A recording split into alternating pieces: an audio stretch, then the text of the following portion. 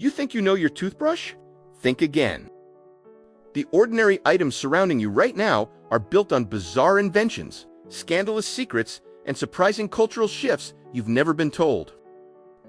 Your tea bag was once a luxury accident, your jeans began on another continent, and even your desk chair once held the key to a forgotten industrial revolution.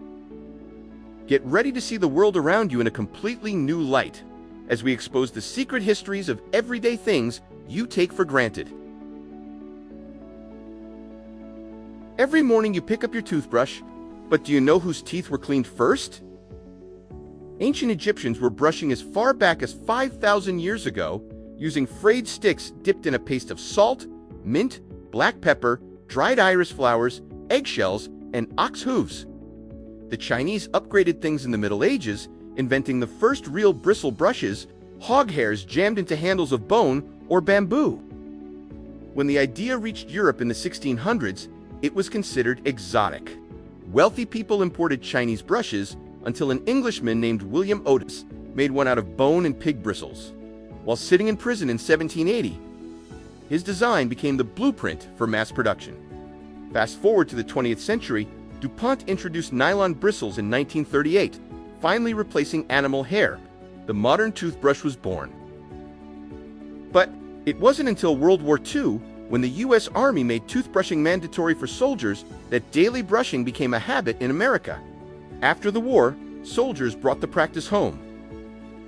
So yeah, your morning routine started with pharaohs, pig bristles, a British prisoner, and a military hygiene order.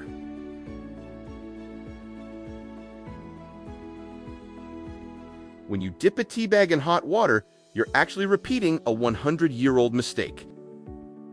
The tea bag wasn't carefully designed, it was an accident.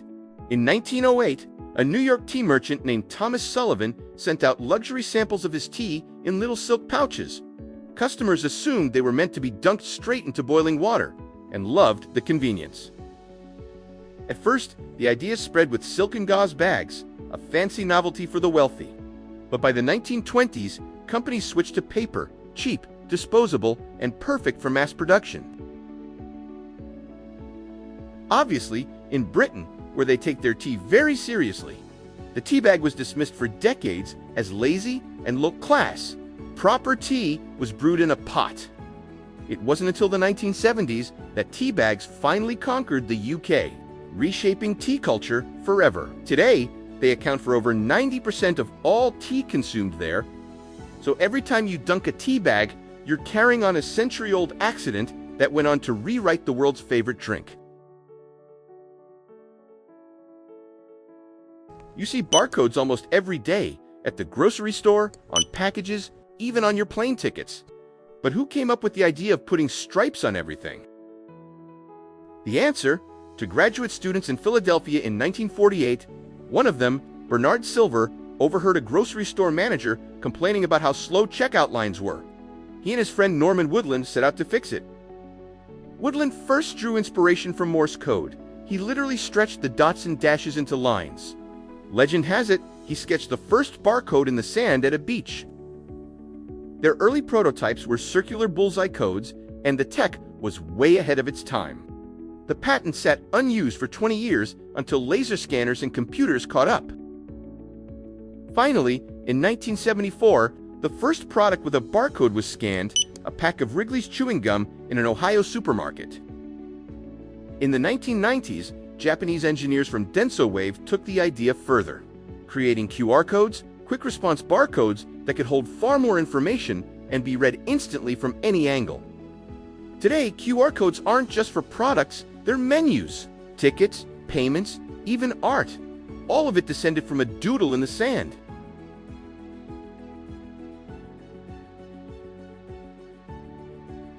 You think of jeans as the most American piece of clothing ever. Cowboys, miners, rock stars. But denim's story actually starts in Europe. The word denim comes from serge de Nîmes, a tough fabric woven in the French town of Nîmes.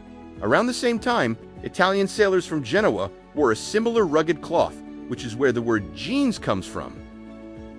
In the 1870s, a Bavarian immigrant in San Francisco named Levi Strauss teamed up with a tailor Jacob Davis to reinforce work pants with copper rivets. That's when denim and jeans finally became the same thing, durable trousers built for miners during the gold rush. By the 1950s, what started as gritty workwear became a symbol of rebellion. Thanks to movie icons like James Dean and Marlon Brando, jeans turned into the uniform of youth culture. Today, over 1.2 billion pairs are sold every year.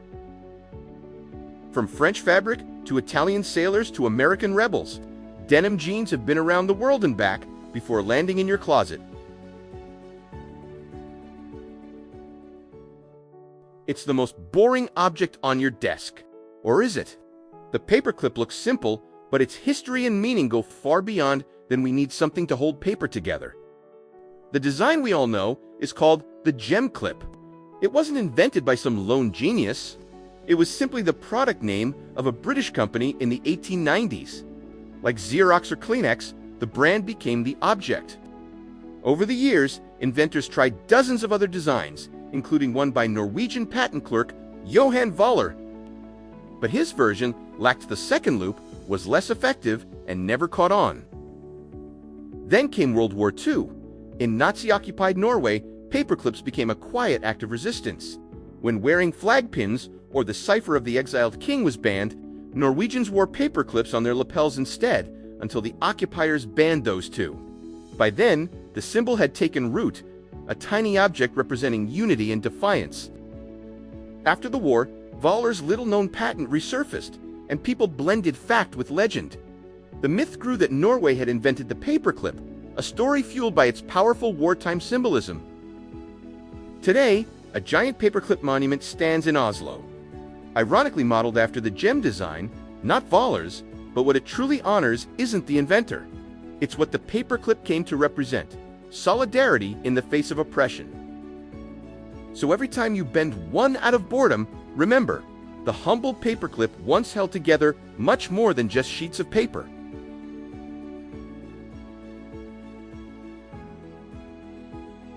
Today, they're seen as fashion, glamour, discomfort, and sexualization, but their history, way sharper. The first heels weren't designed for women at all. In 10th century Persia, soldiers wore heeled boots to lock into stirrups and stay steady in battle. When Persian emissaries visited Europe in the 1600s, aristocrats loved the look and adopted it as a symbol of power. Heels literally made men taller, more imposing, and more elevated in status. Women soon followed, at first copying the masculine style, then creating their own more delicate versions. By the 18th century, high heels had become a fashion marker for both sexes.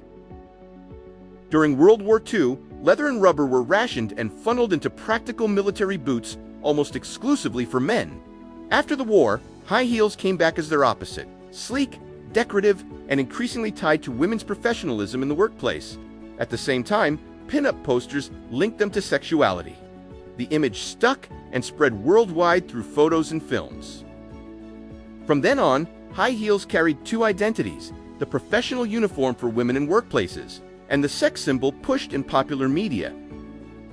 Today, heels exist in parallel worlds: fashionable, high-variability stilettos for women, and practical, thick-heeled riding boots for men. So next time you see a pair of heels, remember, they're not just shoes. They're centuries of shifting power, gender, and identity balanced on 2 inches of leather and wood. It's hard to imagine a dinner table without a fork. But when forks first showed up in Europe, they were scandalous. Forks had been around for thousands of years. Archaeologists have found bone forks from the Bronze Age. But in Europe, the story begins when a Byzantine princess, Maria Argyropylina, married into Venetian nobility in the 11th century and brought golden forks to her wedding feasts. The local clergy were outraged. Eating with a metal tool instead of your hands was called decadent. One preacher thundered that God had already given us the perfect utensils, our fingers. The fork was mocked as unnecessary, extravagant, even sinful. Some nicknamed it the devil's tool. But practicality won. In Italy, forks spread thanks to strong ties with the Byzantine world, and because pasta became a greater part of the Italian diet. By the 14th century, forks were commonplace there. and by 1600, nearly universal among the upper classes. It was even proper etiquette for guests to arrive with their own fork and spoon. Catherine de' Medici helped spread the fashion to France, and by the 18th century, the fork had gone from scandal to standard across Europe. In North America, though, it only became popular around the American Revolution. Today, the fork is so ordinary, you barely notice it. But its journey from scandal to standard is proof of something bigger. In the end, practicality always wins, and that's just how our civilization works.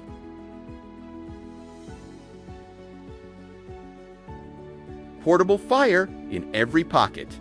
Just strike, flame, done. But matches once came at a deadly cost. In 1826, an English chemist named John Walker created the first friction matches by accident. He scraped a stick coated with chemicals and, whoosh, instant fire. But Walker never patented his invention, so he made no money and died in obscurity. A few years later, in 1830, a French chemist named Charles Soria replaced Walker's recipe with white phosphorus. It worked brilliantly, but came with a horrifying side effect. White phosphorus poisoned factory workers, causing phossy jaw, a disease where their jaws literally decayed while they were still alive.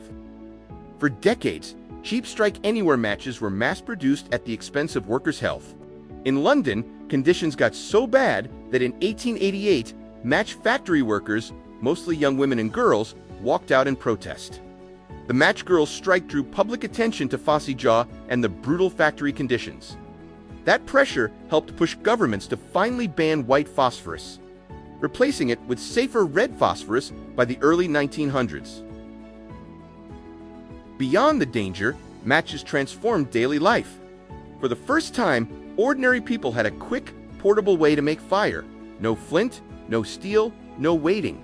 A whole new level of convenience that reshaped cooking, lighting, and heating.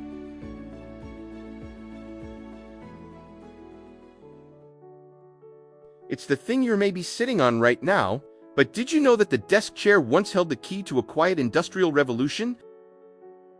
Chairs with wheels weren't dreamed up in Silicon Valley. They were first improvised by Charles Darwin in the 1840s. He stuck wheels on his study chair so he could roll between specimens in his lab faster. A scientist's little hack became a new idea: mobility at work.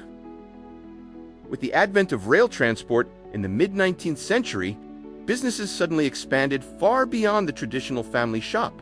Orders, bookkeeping, and correspondence multiplied as companies reached across regions. Offices ballooned with clerks and administrators to keep everything running. And those workers needed a chair built for long hours behind a desk. That demand shaped the modern office chair: swivels, casters, and adjustable heights, all designed to maximize efficiency and discipline in the workplace. But what began as a tool of productivity became a problem of health. By the 20th century, doctors were warning about the dangers of sitting too long. Back pain, poor posture, circulation issues. Our bodies just aren't designed for endless hours in a chair. The ergonomic chair was born as designers raced to fix the very problems the office chair had created. The desk chair was revolutionary, a symbol of work shifting from farms and factories to paperwork and pixels. Just don't forget, it's still better for you to get out of it every now and then and take a healthy walk.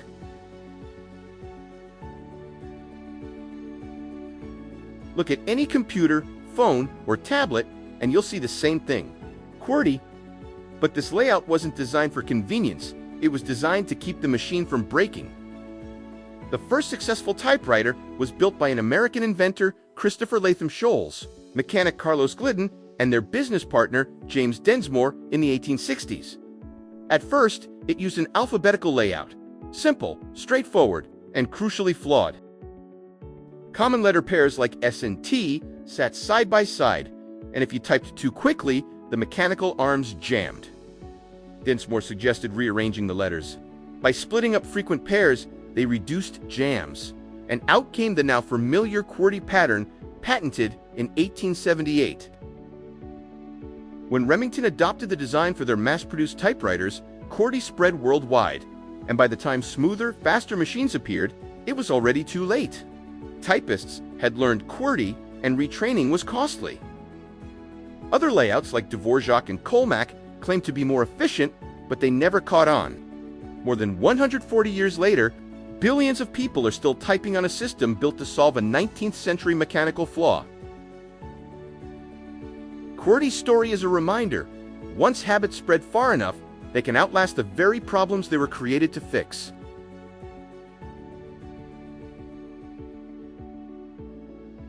The objects we take for granted today have their own secret histories waiting to be uncovered. Ancient, misunderstood, even dangerous. Together, they reveal a pattern.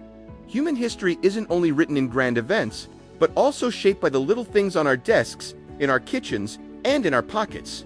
And as we keep inventing, what seems unnecessary, redundant, or outrageous today may become tomorrow's essential tool. That's the beauty of it. Drop a comment about what you'd like us to explore next, or share your own surprising stories of seemingly mundane objects.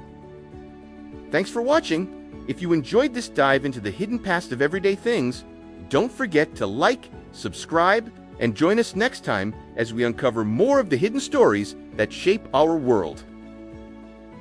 And remember, somewhere, something incredible is waiting to be known.